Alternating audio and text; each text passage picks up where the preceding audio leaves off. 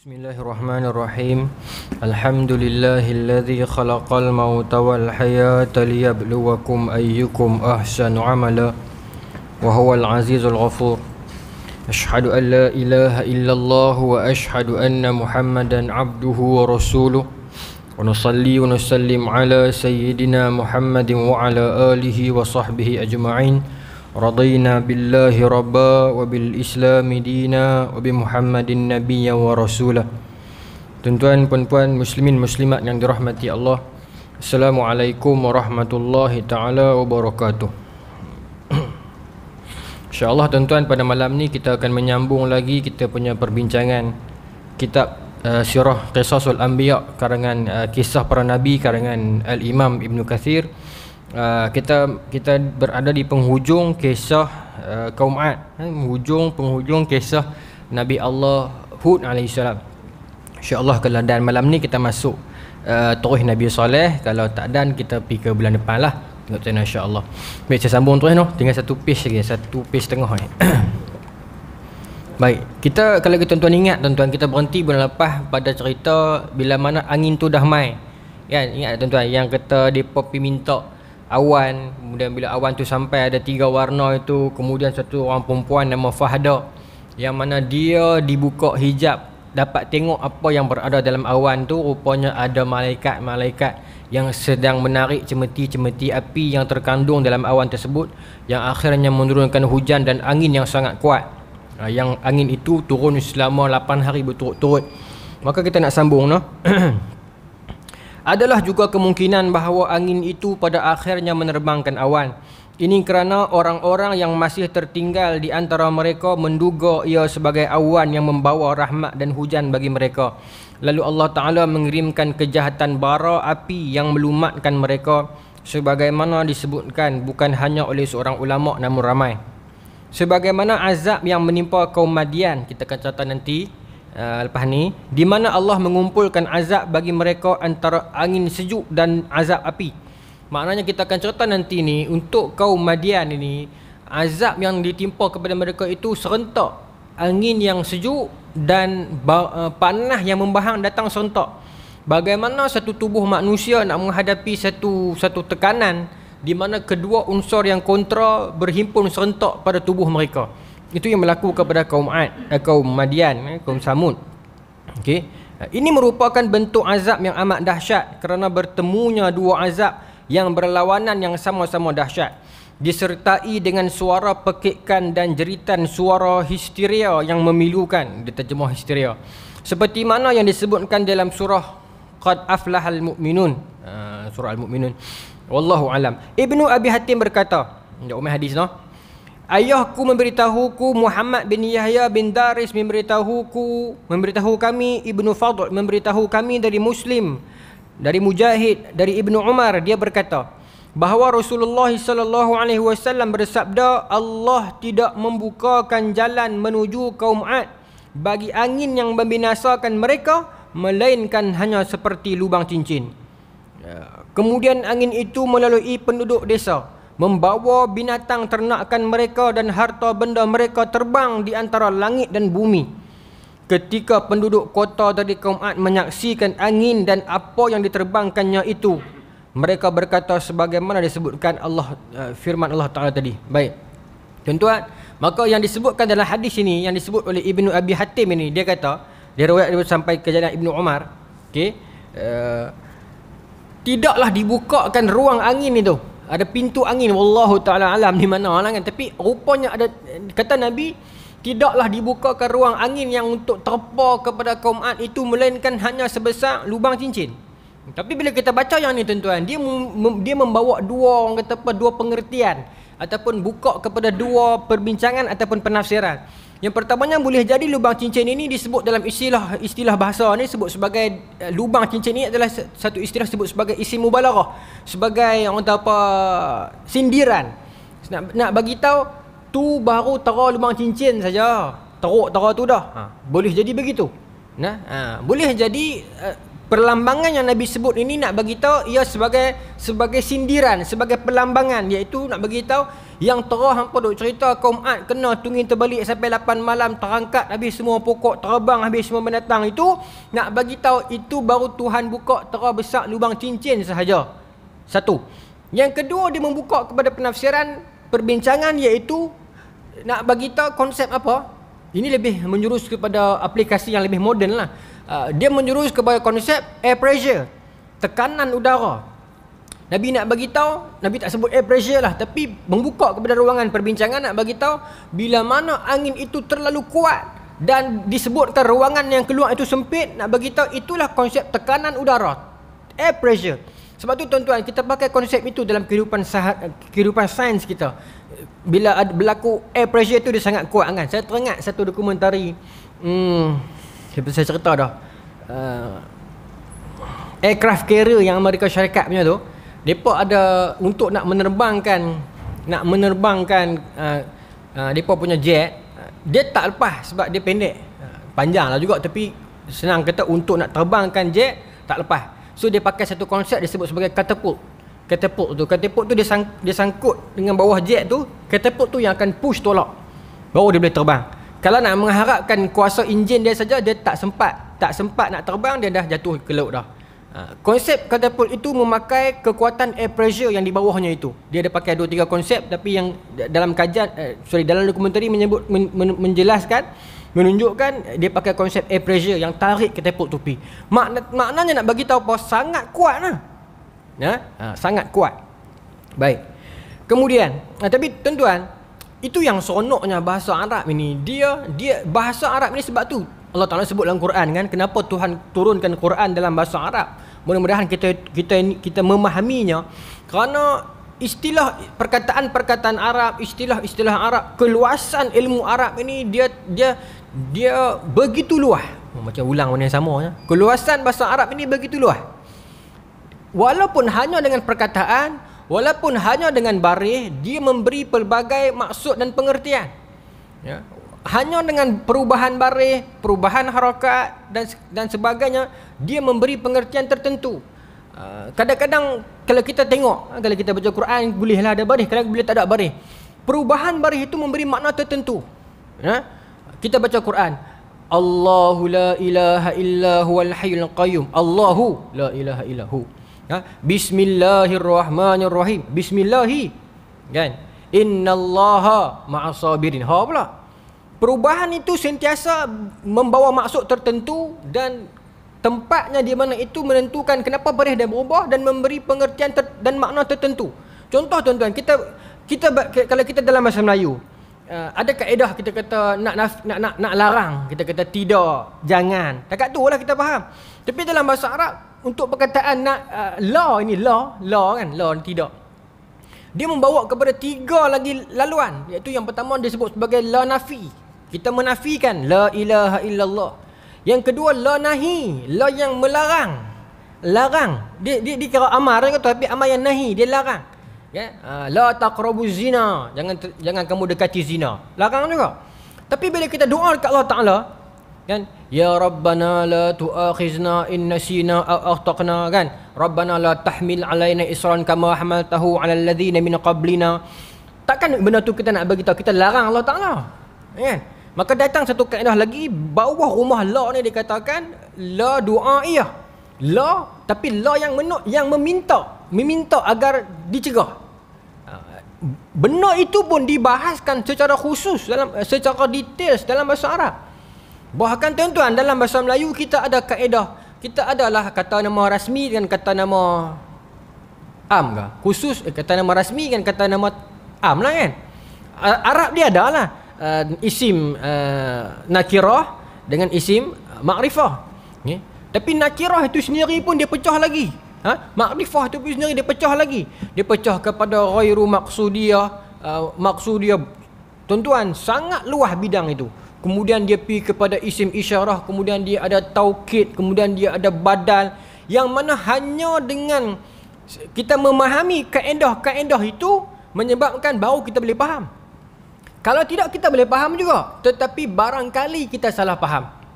Nah, macam kita kata, kalau macam kita baca qatala Uthman, Uthman membunuh. Qutila Uthman, Uthman dibunuh.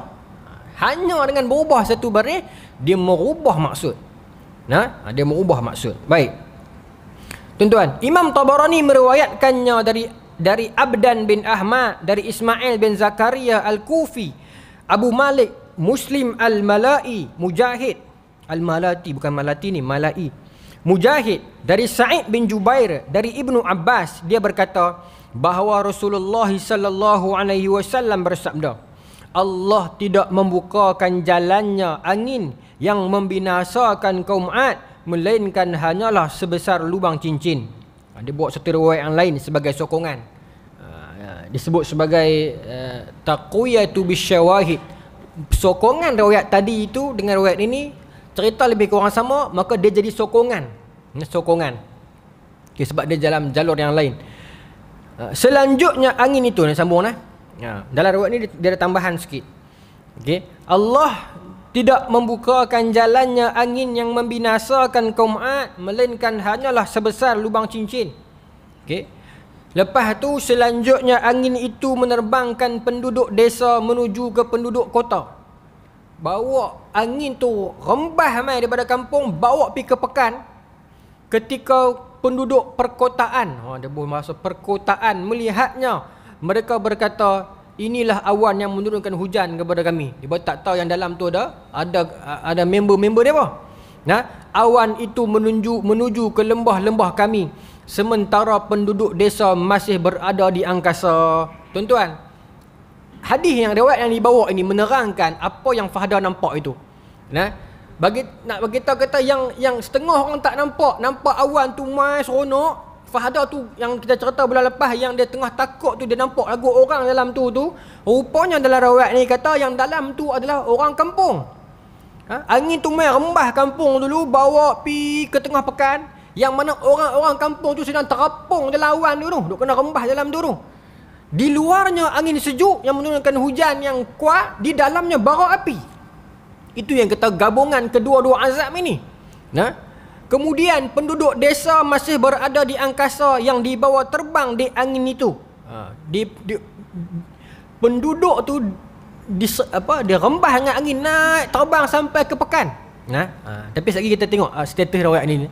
Ni kita baca dulu. Kemudian dicampakkan mengenai penduduk kota sehingga mereka semua binasa. Dalam riwayat ni kita yang dibawa oleh jalan Abdan bin Ahmad, Imam Tabrani riwayat ni kata penduduk desa tu terbang dibawa oleh angin puput. Orang tua kata puput angin kan. Angin duk puput pi sampai ke pekan ni, rembah jatuh atas penduduk kota dan mereka semuanya binasa. Okey. Namun bahawa mengenai kemarfu'an hadis tersebut masih memerlukan penelitian lebih lanjut. Tapi kata Imam Ibn Katsir, kemarfu'an, marfu' bermaksud hadis itu sampai terus dekat Nabi. Daripada Nabi direct terus. Memang semua daripada Nabi, tapi kalau dia nisbahkan Nabi kata qala Rasulullah, jadi marfu' lah. Okey. Dia bukan jadi kunna nara, kami melihat. Kunna nara kalau dekat sanad Nabi marfu' juga. Tapi bukan dia jadi amal sahabat dan sebagainya. Ni dia marfu', dia sanad, angkat dia. Marfu' ni kata angkat lah. Tapi direct pada Nabi terus qala Rasulullah. Kata Ibnu Katsir, kemarfu'an hadis ini perlu dibincangkan lagi sebab Nabi sebut dalam hadis, bu'istu bi jawami'il kalim, aku diutuskan dengan kalimat yang jawami' kalim, kalimat yang bahasa Inggeris kata short and sweet. So kata Ibnu Katsir, boleh jadi betul, boleh jadi ada penambahan oleh perawi cerita ni. Mungkin Nabi sebut setakat lubang cincin tadi saja, tapi bila perawi duk bawa pergi kemudian tu, maka mungkin ada penambahan sedikit. Itu penelitian itu dibuat oleh para ulama dulu dan hari ini kita menumpang hasilnya, kita menumpang manfaatnya. Kalau tidak ada golongan ini tuan-tuan yang memutuskan perkara-perkara begini, mungkin hari ini berapa banyak penambahan berlaku dalam hadis saya sebut dan sampai hari ini kita mungkin tak boleh kenal pasti lagi yang mana kalam Nabi, yang mana ada penambahan. Memang ada penambahan yang orang kata dalam ilmu hadis kita kata dibolehkan. Dia panggil ziyadatus siqah, penambahan sebagai nak menerangkan dan sebagainya. Sebab hadis ini dia diriwayatkan daripada seorang ke seorang ni dengan dua cara. Satu, riwayat bil lafzi, dengan lafaz. Apa yang Nabi kata word by word, dia kena turut yang tu exact words. Bagi tahu kat anak murid dia bagi tahu kat anak murid dia bagi tahu kat anak murid dia. Satu. Yang kedua, riwayah bi makna. Riwayat dengan makna kefahaman hadis yang Nabi kata tu. Ya? Tuan-tuan faham tu? Dengan makna yang Nabi kata tu. Dan kebanyakan riwayat itu datang dengan cara bimakna ini. Itu memang tradisi manusia lah. Kita mana mungkin dapat ingat satu persatu wording kan. Tetapi orang yang meriwayatkan dengan makna ini sudah tentulah para ulama dulu ini adalah orang-orang yang siqah, yang terpelihara ingatan mereka, yang terpelihara akhlak mereka. Sebab itu yang sampai kat kita sekarang ni alhamdulillah.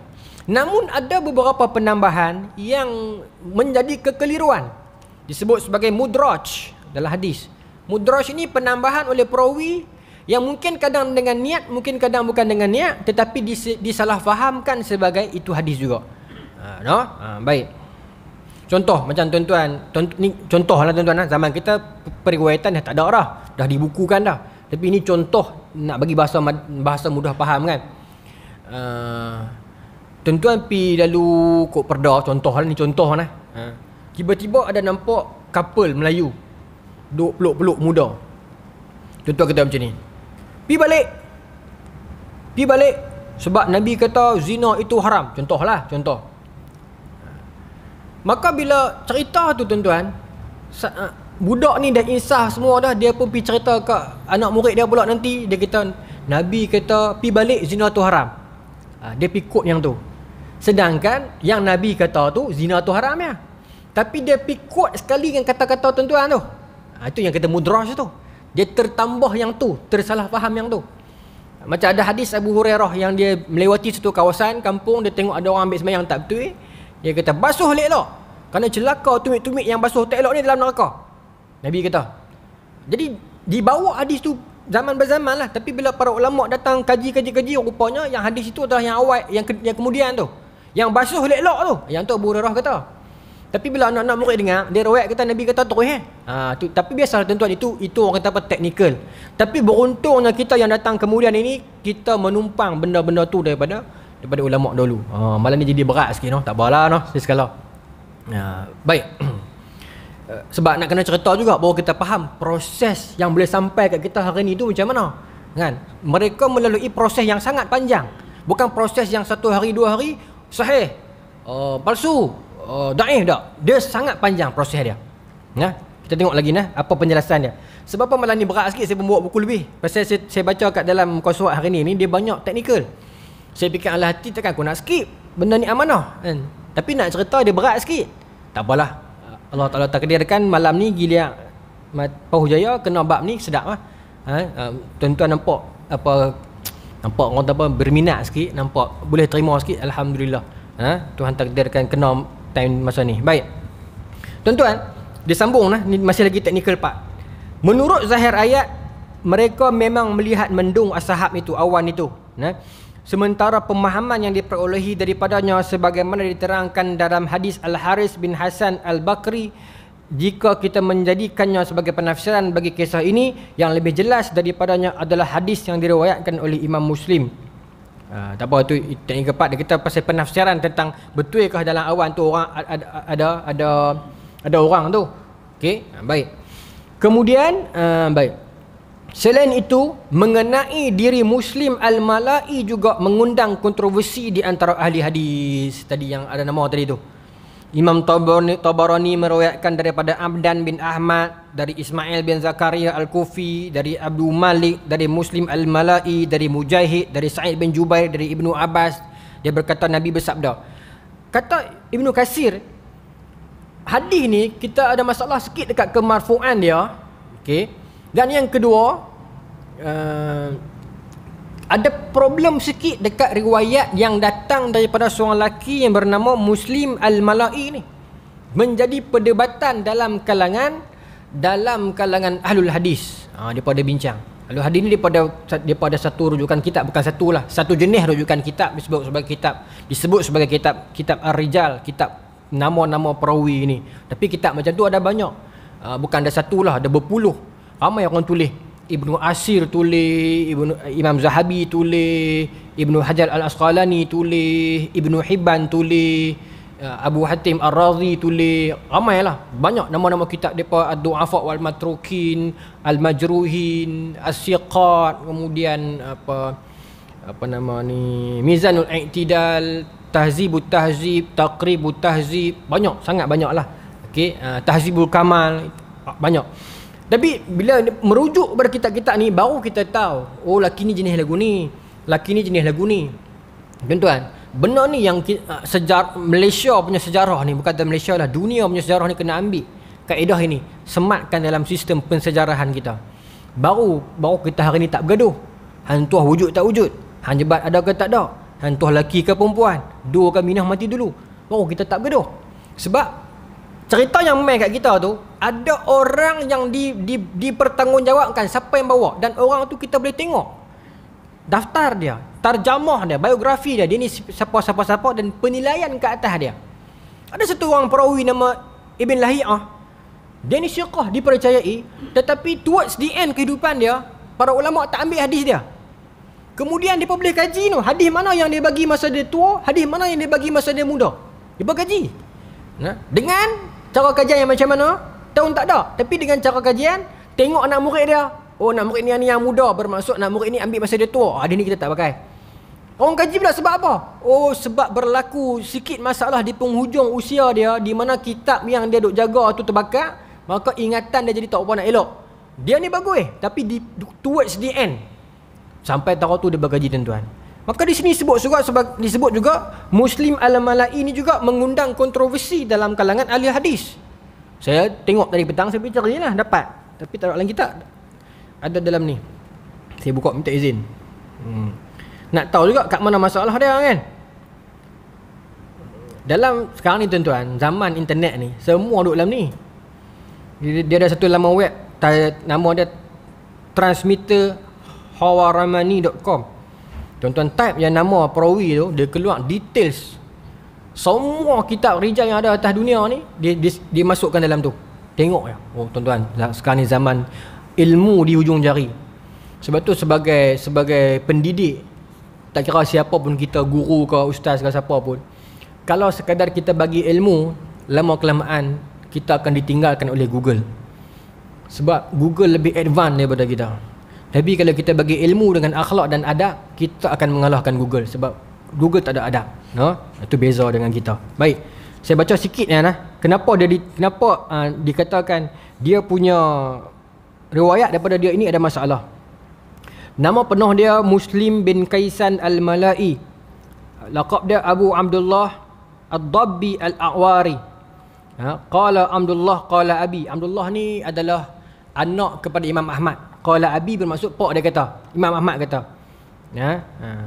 Kana Waqi' iza haddasa an Sufyan an Muslim A'war yaqul Sufyan an rajulin wa rubbama qala Sufyan an Abi Abdullah an Mujahid wa huwa Muslim. Pak Imam Ahmad beritahu ke anak dia, kalaulah ada hadis yang diriwayatkan oleh Waqi' ni atas lagi. Waqi' bin Al-Jarrah ni atas sikit lagi. Dia orang Kufah, guru pada Imam Syafi'i juga. Ya.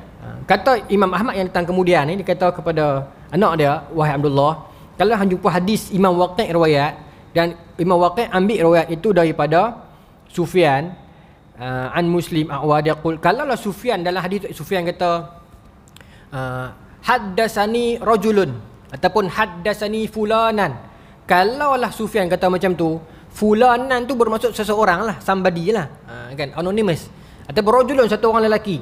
Kalaulah Sufyan kata macam tu, orang tu adalah ni Muslim Al-Mala'i ni. Nampak tuan-tuan, dia berkaji.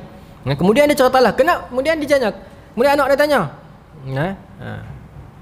qultu, saya tanya ayah saya kata, la yusammahu, kenapa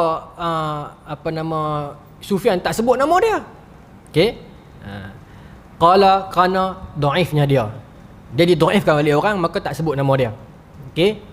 Ataupun kadang-kadang dia mengundang, dia menjadi perbahasan orang, pertikaian orang. Contoh, kadang-kadang benda tu betul Tapi bila kita kata kita ambil pada kawan ni, orang masyarakat tak suka kat kawan ni masa ni, so kita tak sebut nama dia. Contoh saya bukan parti mana-mana. Contoh kata perkataan kudapan itu yang propose perkataan kudapan zaman tahun 90 berapa tak silap saya adalah Datuk Seri Anwar Ibrahim. Tapi sekarang ni nama dia tengah tak glamour, orang tengah marah kat dia. So kita kata perkataan kudapan tu ada pernah seorang menteri sebut. Kita tak mau sebut nama dia. Macam tu. Al-Imam Syafi'i pernah buat kaedah ni. Ada hadis yang diriwayatkan oleh satu orang guru dia di Mekah bukan. Tapi hadis ni dia riwayat lambat. Guru dia tu nama Ibrahim bin Abi Yahya ataupun Ibrahim Yahya Al-Aslami. Guru dia ni dijuluki dengan gelar Mu'tazilah. Tapi Imam Syafi'i pernah ambil riwayat pada guru dia. Yang ni, Ibrahim ni. Maka disebut dalam hadis dia kata haddasani malla attahim. Telah meriwayatkan kepada aku satu orang lelaki yang aku tak mau kata kat dia. Aku tak mau kutuk dia. Hamba kutuk dia kata dia Mu'tazilah, aku tak kata. Tapi Imam Syafi'i tak mau sebut nama. Takut lagi bila sebut, elok-elok orang nak pergi ambil riwayat ni, orang tak ambil. Pasal sentimen orang daripada dulu dah ada dah. Sama macam Imam Hasan Al-Basri. Orang buat kajian khusus disebut sebagai kajian Mursalat Hasanul Basri. Imam Hasan Al-Basri ada riwayat hadis-hadis yang mursal. Mursal ni dia skip nama sahabat terus pergi nama Nabi. Dhaif lah. Tapi Imam Hasan Al-Basri ni dia siqah, dia imam terpercaya. Kenapa dia buat macam tu? So ulama kaji. Rupa-rupanya dia berkaitan dengan geopolitik. Sebab Imam Hasan Al-Basri duduk di Basrah. Zaman itu di Basrah ini port geng-geng Umayyah ni. Kufah port geng-geng Sayyidina Ali punya ni, Basrah. Maka di Basrah masa tu Hasan Al-Basri kan. Maka di Basrah masa tu orang tak mau dengar nama Sayyidina Ali. Kalau dengar dia pun tak mau terima. Tetapi demi menjaga ilmu itu agar tidak putus, dia sebut juga. Tapi dia skip nama Sayyidina Ali, dipituh kepada Nabi.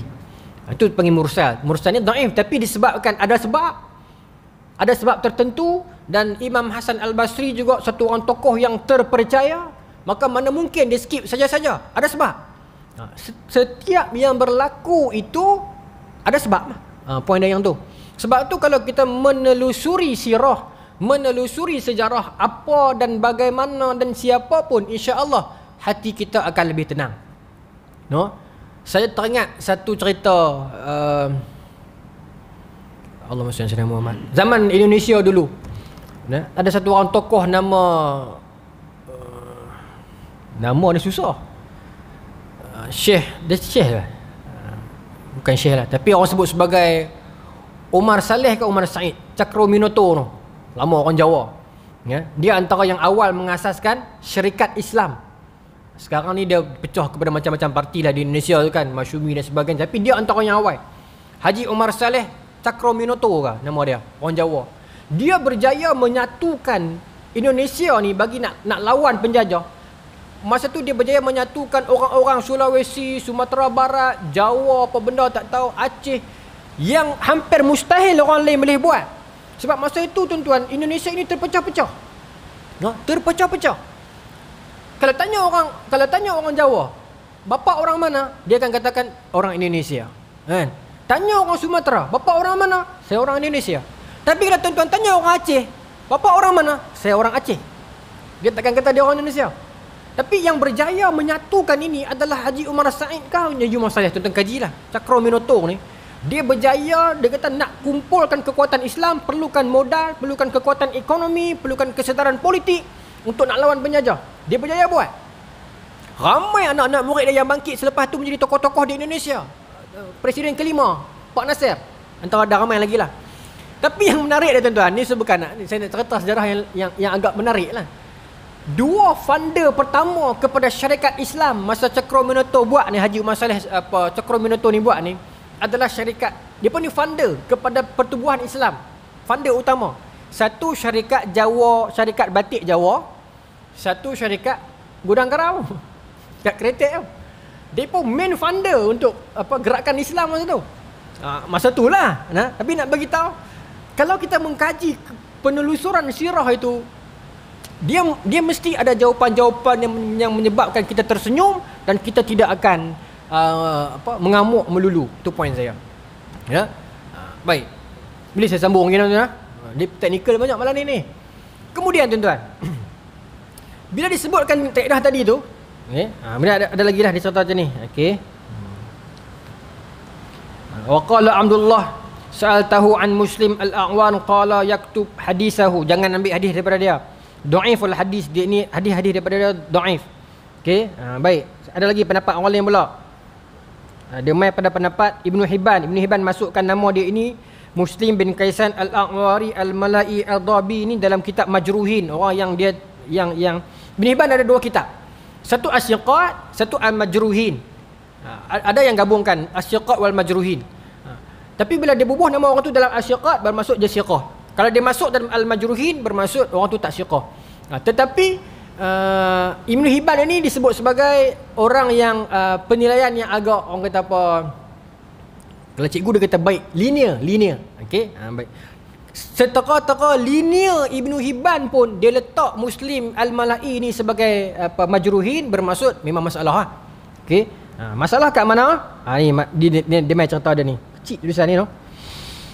Okey. Muslim bin Kaisan al-A'wari al-Mala'i ad-Dabbi, dia bagi syadah kat situ. Okey, kunyahu Abu Abdullah wa qad qila Abu Hamzah yarwi an Anas bin Malik wa Mujahid rawa anhu Sauri tadi Sufyan al-Thawri wa Syu'bah ikhtilat fi akhir umrihi hatta kana la yadri ma yuhaddis bihi faja'alahu ya'ti bima la aslu bi. Berlaku campur aduk di penghujung usia dia, sampai dia tak tahu yang mana satu yang dia cakap, yang mana satu yang hadis yang diriwayat. Ni cerita dia, punca dia. Berlaku hujung-hujung ni, ikhtilat ni bermaksud kadang-kadang dia lupa, kadang-kadang dia nyanyuk, kadang-kadang rumah dah terbakar, kadang-kadang kitab dah terbakar macam Ibil Lahi tadi tu. So orang kaji sampai tahu tu. Sampai tahu tu. Maka riwayat daripada dia itu ditolak. Okey? Dibincangkan sebab Imam Bukhari kata okey. Wa qala al-Bukhari, berkata Bukhari, Imam Bukhari lah, yatakallamuna fihi, padanya itu ada perbincangan. Imam Bukhari, dia bahasa Imam Bukhari macam tu sikit. Dia tak kata lemah, teruk dia ni tak. Dia kata kena bincang biasa dia ni. Itu akhlak Imam Bukhari. Padanya ini ada perbincangan. Kita kena slow talk sikit nak sembang pasal dia ni. Ada bab. Macam tu. Itu kaedah dia. Dan bila mana boleh sikit lagi. Dan bila mana disebutkan tadi tu, bila mana Sufyan al-Thawri, bila mana dia ambil daripada Muslim Al-Mala'i ni disebut dengan nama rajulun. Seperti mana Imam Syafi'i ambil daripada guru dia Ibrahim itu, disebut dengan nama rajulun. Dia main satu bab disebut sebagai mubham. Mubham, dia ada mubham majhul, tapi mubham ini bermaksud orang yang disebutkan tapi tak tahu dia siapa. Kita selalu jumpa dalam hadis pun. Sa'ala rajulun, seorang lelaki bertanya Nabi, kan? Ya Rasulullah, qul li fil Islam qawlan la as'alu anhu ba'dak. Ya Rasulullah, beritahu kat saya tentang Islam yang bila saya tahu saya takkan tanya orang lain dah. Apa dia? Nabi kata apa? Qul, katakan amantu billah sumastaqim. Orang bincang siapa orang tu. Banyak rajulun, kan? Rajulun marra rajulun ala Nabi.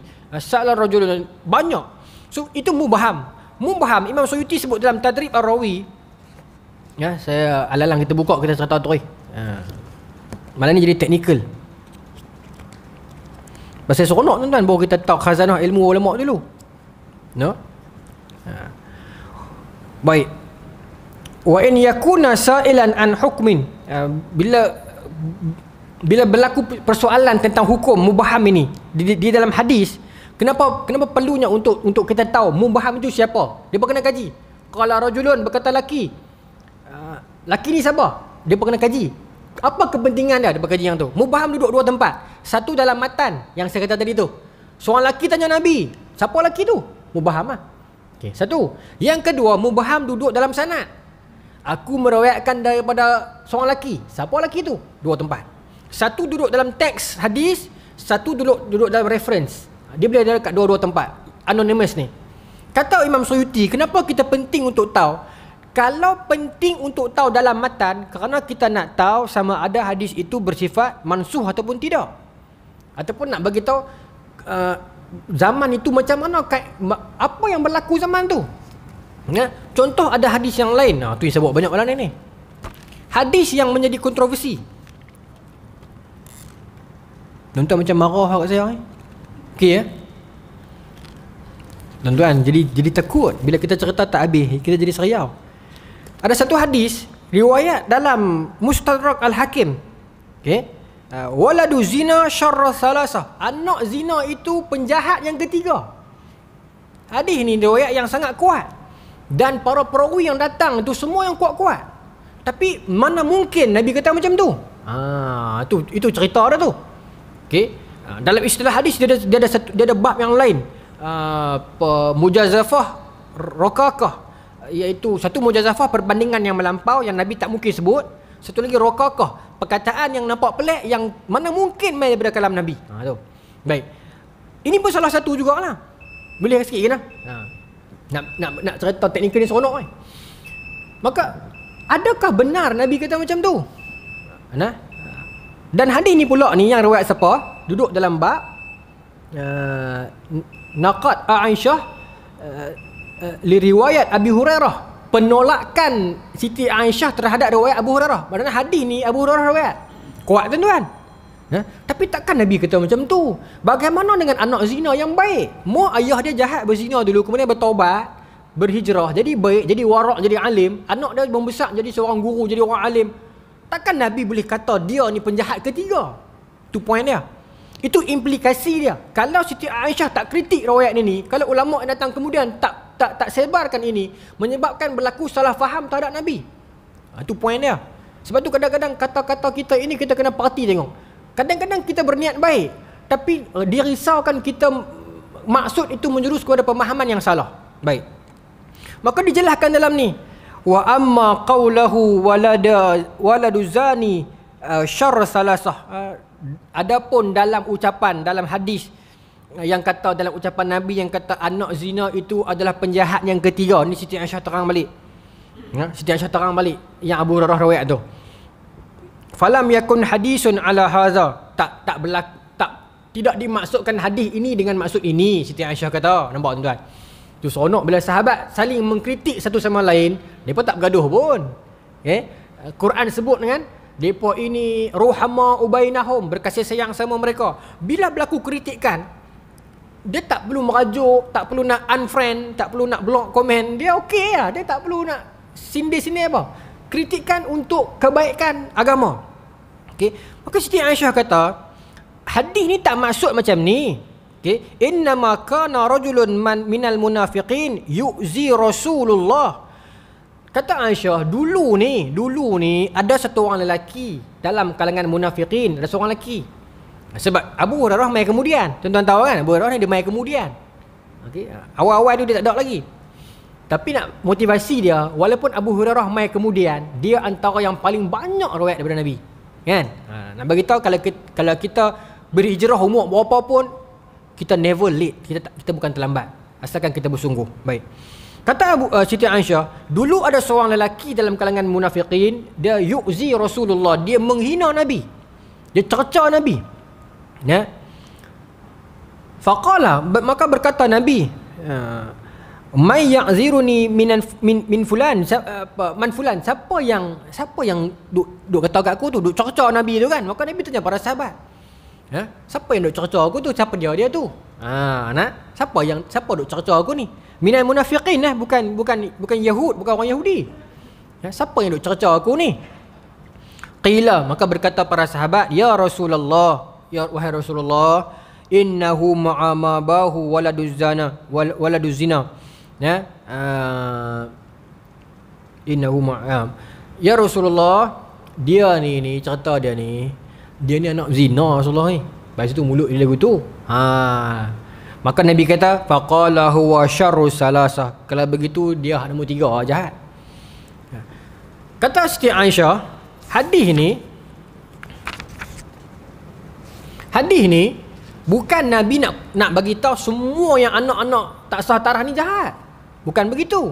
Tapi Nabi mengkhususkan kepada kawan tu. Dan kejahatannya itu syarru salasah, kejahatan ketiga. Kejahatan dia itu bukan kejahatan sebab dia anak zina.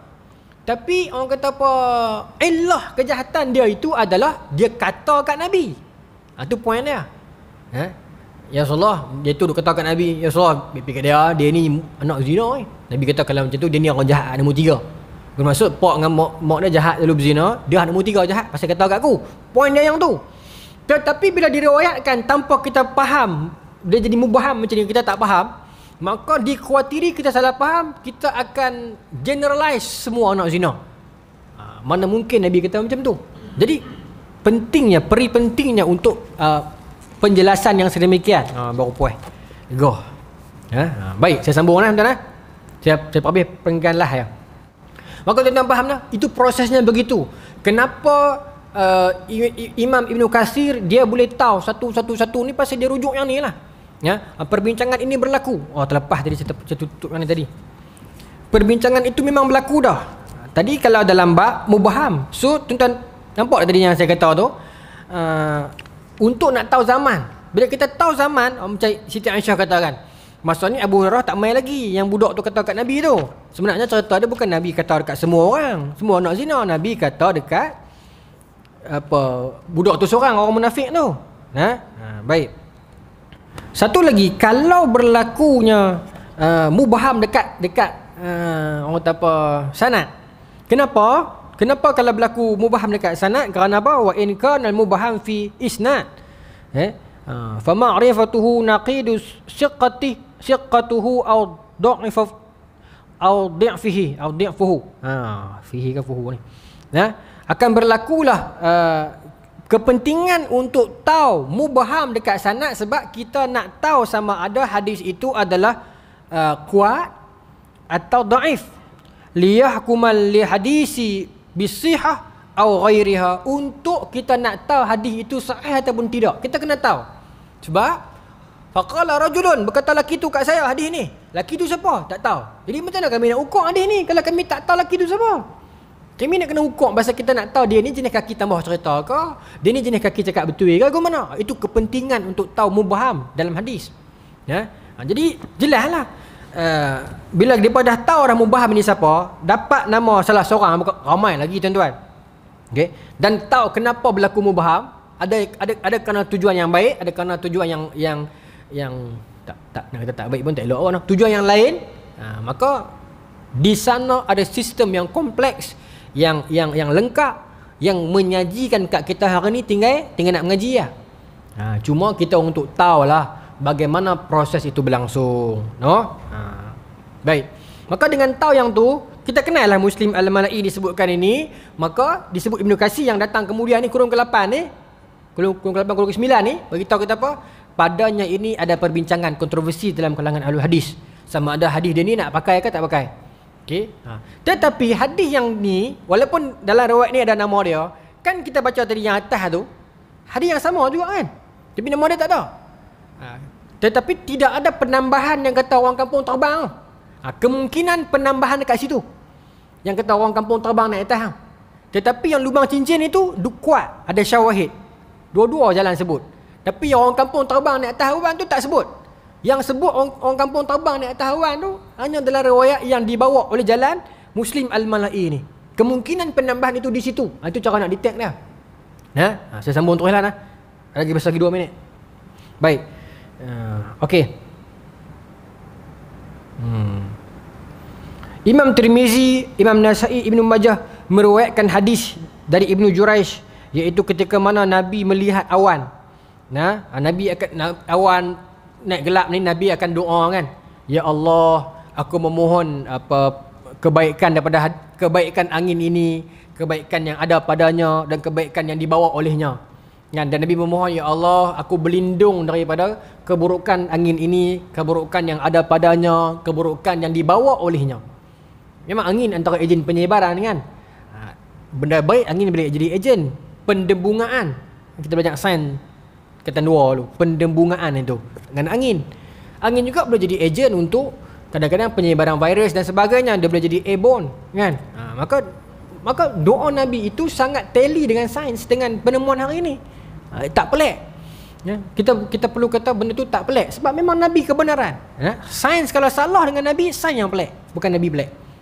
Sebab teori sains sentiasa berubah. Pluto dahulunya planet, sekarang bukan lagi. So kita tak boleh meletakkan Indikator kebenaran adalah pada sains. Nak ukur Islam betul tak betul, tengok sains tepat ke tak dengan dia. Salah.